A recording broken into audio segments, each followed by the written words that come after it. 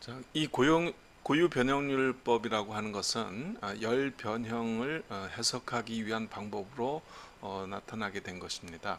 앞선 두 개의 강좌에서 고유 변형률법이 열 탄소성 해석법에 비해서 갖는 장단점들을 갖다 설명을 했고요. 그리고 바로 지난번 강좌인 고유 변형률 제2강에 있어서는 이 방법 중에 등가 하중법에 관한 설명을 드렸습니다. 이번 강좌에서는 이제 등가 열 변형률법 또는 뭐 등가 변형률법 이렇게 단순하게 얘기하기도 하는데 이것은 아직 한 가지로다가 이렇게 그 고정이 되어서 정해져서 이 그 명칭이 붙여진 게 아니고 지금까지 그 발표된 논문들을 보게 되면은 이 두 가지 이름이 다 혼용되어서 쓰이고 있었습니다. Equivalent Summer Strain 법이다 하는 이런 제목으로 용어로 논문이 나온 게 있고 Strain as Direct Boundary Method다 이렇게 나오는 경우, 그렇지만 그 실질적인 내용적인 측면에서는 두 가지가 동일한 것이다라고 말씀을 드릴 수 있겠습니다. 자, 그래서 이 등가 열변형률법에 대한 설명을 시작하도록 하겠습니다. 자, 이 용접 변형 예측 방법으로서 이런 등가 고유 변형률법이 나왔다 이렇게 말씀을 드렸는데 이 고유 변형률을 이용을 한 해석에 있어서는 이 등가 하중법과 등가 열 변형률법이 있다 하는 점을 말씀을 드렸습니다. 앞서 그 정의한 고유 변형률이란 무엇인가에 대한 정의는 잔류용력 및 변형을 일으키는 고유한 성분 또는 고유한 변형률이다라고 얘기할 수 있다고 했습니다. 자, 그런데 바로 그 지난번 강좌인 고유 변형률법 제2강에 있어서 이 등가 하중법을 소개했는데 여기서 이 그 등가 하중을 구하는 절차가 비교적 복잡해요. F와 모멘트 값을 구하는 부분이 많은 적분 과정들을 거쳐야 되는 그런 그 고유 변형률로부터 이 적분 과정을 거치고 결국은 이 구한 등가 하중을 FEM 해석을 하게 됩니다. FEM 해석을 하는데 단 일레스틱 즉 그 탄성 해석을 하기 때문에 시간이 아주 단축된다라는 아주 큰 장점이 있다는 말씀을 했습니다. 자, 그러면 이 그 변형률을 굳이 고유 변형량으로 구해 갖고 이것을 다시 등가 하중으로 환산하는 이 과정을 좀 단순화할 수 있지 않을까 하는 아이디어에서 이 변형률을 바로 FEM 해석 코드에 입력으로 시킬 수 있는 방법을 갖다가 고민하게 된 것이죠. 그래서 이제 바운더리 컨디션으로 바로 스트레인 값을 넣는다는 이 의미가 SDB라는 이런 용어를 만들어낸 것도 바로 이 개념이 있습니다. 그래서 이 스트레인 값을 바로 넣는 방법을 어떻게 할 수 있겠는가 하는 건데 많은 FEM 코드들이 열 변형률을 서머 스트레인을 그 온도 분포를 구한 곳에서부터 온도 분포로부터 들여와요. 그죠? 네. 이거 계산해내는 거예요. 그래서 이 알파 곱하기 t를 입력으로 줄 수가 있게 돼 있습니다. 파일에서 파일로 원래 주지만은 이 값을 그래서 많은 코드들에 이 값을 해당되는 노드에 직접 넣어줄 수도 있어요. 예.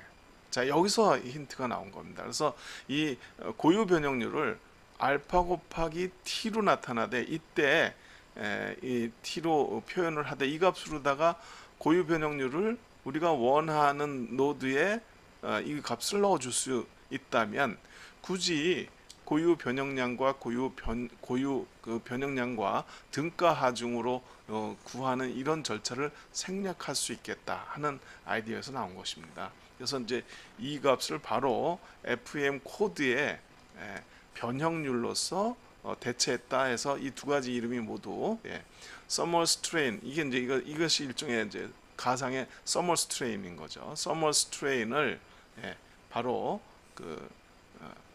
등가 고유 변형률로 해서 입력을 시킨다는 의미로 이 두 가지 말이 모두 같은 의미를 내포하고 있다. 이 점을 먼저 말씀을 드립니다. 자, 그렇다면 이제 우리가 이 등가 열변형률법에 있어서는 등가 열변형률을 그 고유 변형률을 어떻게 등가 열변형률로다가 나타낼 수 있겠느냐 하는 것이 이제 관건이 되는 것이죠. 그래서 이제 이야기는 즉 보시는 바와 같이 인히어런트 스트레인은 어쨌든 구해야 돼요. 등가 하중법에 있어서도 이게 기본적으로 구할 수 있어야 등가 하중으로 산출할 수 있었듯이 여기서도 마찬가지로 인히어런트 스트레인을 알게 되면 이거를 등가 서머 스트레인으로다가 변환시킨다는 겁니다. 변환시키는 거죠. 그래서 알파 곱하기 t로다가 나타내지는 그 서머 스트레인 값을 그래서 이것을 로드에 바로 넣어주게 되면은 이것이 실현이 되는 거죠. 고유 변형률이 고유 변형률을 바로 넣어서 계산한 거나 다름없다는 것입니다. 따라서 이제 이때 t를 1로 잡으면 t를 1이라고 가정한다 그러면 곧 알파 가상의 알파 값이 이 스트레인으로다가 될 수가 있게 됩니다. 어쨌든 그래서 이퀴벌런트 스트레인이라는 건 이건 즉 고유 변형률인 것이 되겠고 이 고유 변형률은 이퀴벌런트 스트레인은 등가 열변형률이 곧 고유 변형률로다가 표시되는 것을 나타낸 것입니다.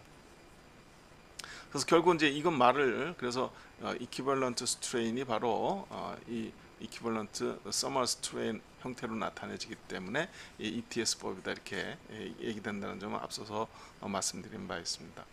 그래서 여기서 이 FEM 코드의 입력 조건으로서 넣어주는 거는 Thermal Expansion Coefficient를 우리가 여기에 해당되는 값으로다가 넣어주겠다는 것입니다. 그 다음에 이것은 이 값이 적용되는 곳은 노드는 1값을 가지고 나머지는 0을 주게 되면은 이 값이 그대로 이퀴벌런트 스트레인 값으로다가 넣어지게 되겠죠. 자, 이렇게 하는 방법이 있는데 이제 이것을 무조건 1로 줄 것이냐 하는 부분인데 상부하고 하부하고 노드로 볼 때는 이 노드가 다 하나씩인데 쉘 노드이다 보니까 상부하고 하부하고 우리가 지난번에 그 고유 변형률을 구할 때, 즉 플라스틱 스트레인을 구할 때 상부하고 하부하고 달랐죠. 또 상부하고 하부하고 고유 변형률이 달라야 이런 각변형이 일어나는 것을 대체할 수가 있습니다. 자, 그래서 여기서는 어떻게 해야 될 것이냐 하는 부분인데 알파를 고정시키게 된다 그러면은 상부의 온도와 하부의 가상 온도를 각각 달리 주게 된다 그러면은 예를 들어서 이것이 이제 고유 영역인데 고유 영역이 이렇게 상부는 넓고 하부는 좁은 것을 대변할 수 있겠다 하는 부분입니다.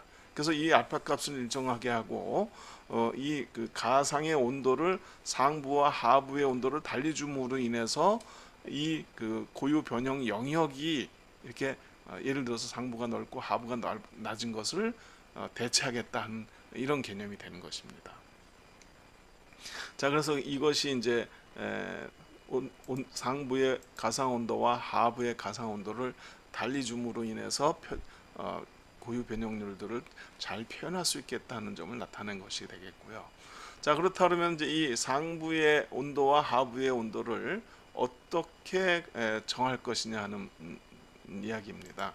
그래서 이제 우리가 앞서서 고유 변형률을 나타내는 이 알파 스타는 그대로 균일한 값을 넣어주고 온도를 그러면 상하를 달리해서 지금 요 영역의 스트레인들이 알파라는 값으로다가 정해져 있을 때에 이 영역의 크기를 온도로 대체하자라는 개념이다 보니까 자, 이것을 엘리먼트의 입장은 요 직사각형입니다. 그죠? 요 직사각형이고 리얼 비드는 이 하늘색 비드예요. 그죠? 예.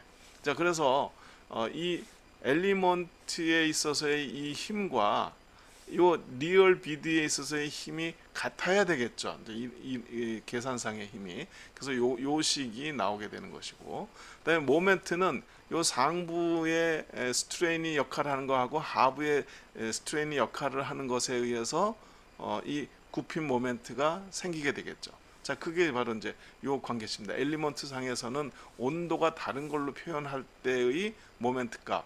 그다음에 요거는 리얼 비드에서는 여기에 균일한 알파 값이 그 스트레인이 존재할 때 요 비드의 형상이, 비드라고 지금 고유 영역을 비드라고 지금 제가 얘기했는데 지금 고유 영역을 뜻한다고 보시면 됩니다. 이 고유 영역에서의 그 비대칭으로 인한 발생하는 모멘트 성분, 그걸 두 개를 등식으로 놓은 겁니다. 이 두 개의 식을 풀면은 이 식이 나오게 되죠. 그래서 여기서 보시게 되면은 이 상부의 온도와 하부의 온도는 이 고유 영역의 형상에 디펜던트한 거예요. 딴 건 없어요. 여기에 보시는 바와 같이 이 자체의 크기와 이런 비대칭성, 그 상부 폭과 하부 폭의 차이, 이런 것만이 여기에 들어가요. 이제 이게 B 오브 Z라는 것은 이 Z축을 중심으로 이 폭이 어떻게 변화해 가는가. 그래서 이 고유 영역이 이런 일종의 사다리꼴이 아니라 이런 그 반원형이라 하더라도 이런 수식을 적용하는데 문제가 없게 돼요. 그래서 그건 이제 이 비드, 즉 그 고유 영역의 형상에 따라서 상부의 가상 온도와 하부의 가상 온도는 이렇게 기하학적인 형상에 따르는 값으로다가 구할 수 있다 하는 점입니다. 자, 이렇게 하게 되면 이제 알파 값은 우리가 기준으로 잡았고, 고유 변형률의 대표값으로 잡았고, 상부와 하부의 온도 값을 달리해서 적용할 수 있겠다. 일반적인 그 쉘 로드에서, 쉘 그 엘리먼트에서 이 탑 위쪽의 온도하고 아래쪽의 온도, 이 가상의 두께는 지정해 줄 수가 있습니다. 그래서 이걸 다 입력값으로다가 넣어줄 수 있다는 점을 미리 말씀을 드리겠습니다. 자, 그래서 이렇게 만들어낸 것을 우리가 이퀴벌런트 그 서머 스트레인이다, 이렇게 정의를 하게 된 것입니다. 그래서 이제 요때 그 가상의 평창 계수는 평균치 값을 그대로 넣어주고, 모멘트 성분을 일으키는 것을 대변하기 위해서 상부 온도와 하부 온도를 제공해 주는 것이죠. 그다음에 이것은 위엔 노드, 아이렌 노드에 대해 어떤 그 쉘 노드의 상부 온도와 하부 온도를 해주고, 이 쉘의 쉘 그 엘리먼트의 바깥쪽의 이 T 값은 다 재료가 되는 것입니다. 자, 그래서 이제 비드 폭과 상부 온도, 하부 온도, 그다음에 가상의 익스펜션 코에피션트를 정하게 되면은, 이건 앞에서 유도된 식들을 그대로 적용한 거니까요. 이것을 탄성 FEM 해석의 입력 조건으로 사용한다는 것이 되겠습니다. 자, 그래서 이 경우에 어떤 상황을 우리가 하나의 예를 들어서 나타낸다 그러면은 다음과 같은 샘플 용접을 그 TEP 해석으로 합니다. TEP 해석으로 샘플 용접을 해서 이 전체가 지금 플라스틱 스트레인 분포예요. 그래서 이 상부와 하부에 있어서의 이 스트레인 분포를 나타낸 것이 이거예요. 그래서 이제 예를 들어서 트랜스버스 그 횡방향 고유 변형률을 이것은 그 이 상부, 이건 하부는 이 그 빨간색으로 다 표시한 거예요. 이제 이만큼이 더 압축 스트레인이 더 많이 생긴 것이죠. 이게 지금 마이너스 갈수록 압축 소송 스트레인이니까. 그래서 이 압축 소송 스트레인을 이것을 그 고유 변형률이라고 일단 보는 것입니다. 그래서 고유 변형률의 정의가 그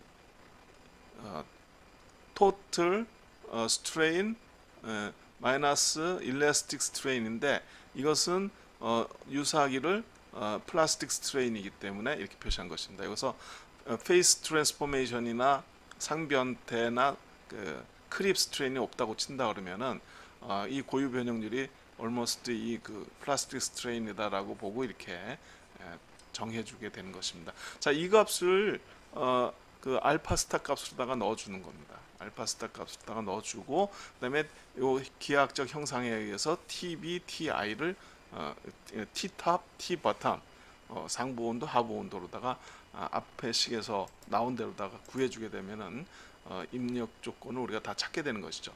앞서 등가 하중법에 비해서는 훨씬 단순하게 이 입력 모델링을 할 수 있다라는 장점을 가진 것입니다. 자, 그래서 우리 앞에서 우리가 샘플로 구한 그런 가상의 값은 이렇게 우리가 정할 수 있게 되겠고요. 그다음에 요 모양의 이제 이 TV와 아래쪽에 요 폭의 차이 값에 따라서 결정되는 것이 기하학적인 모양에 의해서 나오는 겁니다. 이렇게 구할 수가 있습니다. 이게 이제 25mm고 밑에가 20mm 대로 기억하는데요.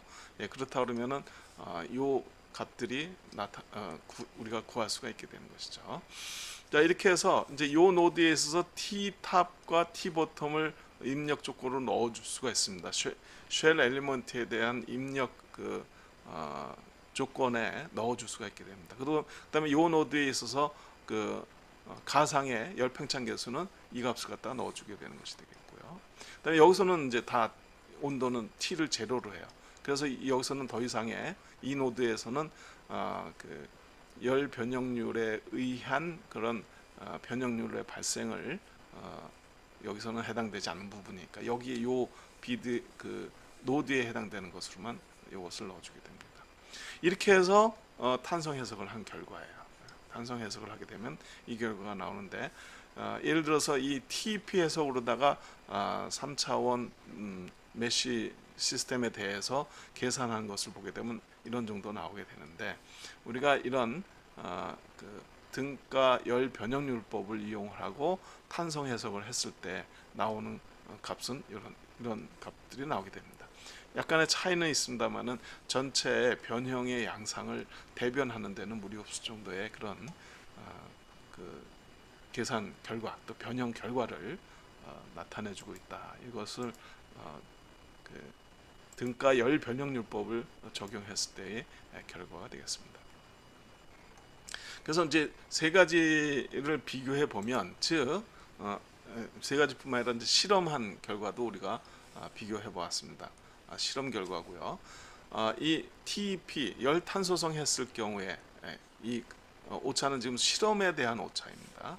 그다음에 이제 SDB 우리가 이게 지금 이번 강좌에서 설명드린 등가 열 변형률법입니다. 등가 열 변형률법을 적용했을 때가 이가 이렇게 나왔고요. 그다음에 이제 이퀴벌런트 로드 메소드 즉 등가 하중법을 이용을 했을 때가 이 값이 나와서 이것이 지금 나타내는 값을 우수하게 나왔고요. 그다음에 이제 구핀 변형에 대해서 같은 입력 조건에 의해서 나온 것이 되겠는데 이 3차원 열탄소성 해석의 결과입니다.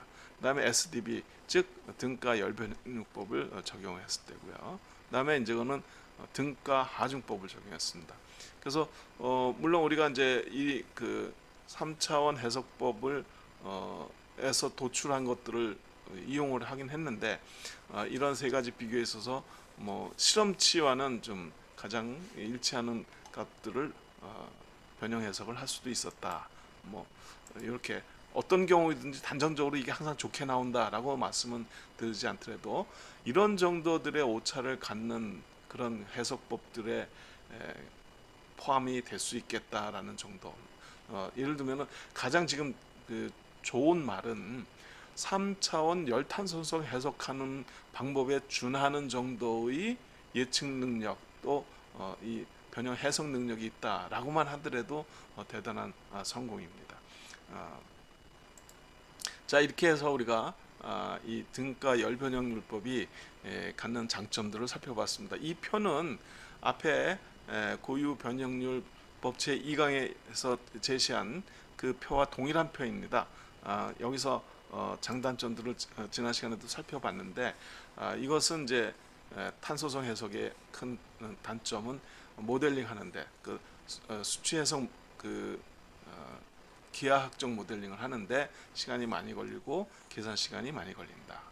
이퀴벌런트 로드 메소드, 즉 등가 하중법은 이 등가 하중을 구하는데 어느 정도의 노력이 필요하고, 이 계산 시간은 매우 짧다. 이 계산 시간은 이 둘은 비슷해요. 예, 비슷하고, 요거는 이제 서머스트레인은 바로 그 서머스트레인을 입력 조건으로 바운더리 컨디션으로 바로 줄 수 있기 때문에 이런 등가 하중을 구하기 위한 모델링 과정이 여기서는 필요가 없다. 따라서 시간 전략이 더 된다. 이렇게 요약해서 말씀드릴 수가 있겠습니다. 지금까지 이 고유 변형률법을 이용을 해서 이그 용접 변형을 해석한 사례들을 더 소개를 해드렸는데요. 그래서 이 고유 변형률을 이용을 했을 때 시간적 그 효율성을 극대화할 수 있었다라는 점을 말씀드리고, 우리가 이 그 고유 변형률법이 나오게 된 것은 정밀하게 해석한다는 관점에서, 그 현상을 정밀하게 해석한다는 관점에서 나온 것이 아니라 계산 시간을 단축하기 위한 비교적 단순화된 방법론으로서 제기가 됐다. 이렇게 저는 여러분들에게 말씀드릴 수가 있겠습니다.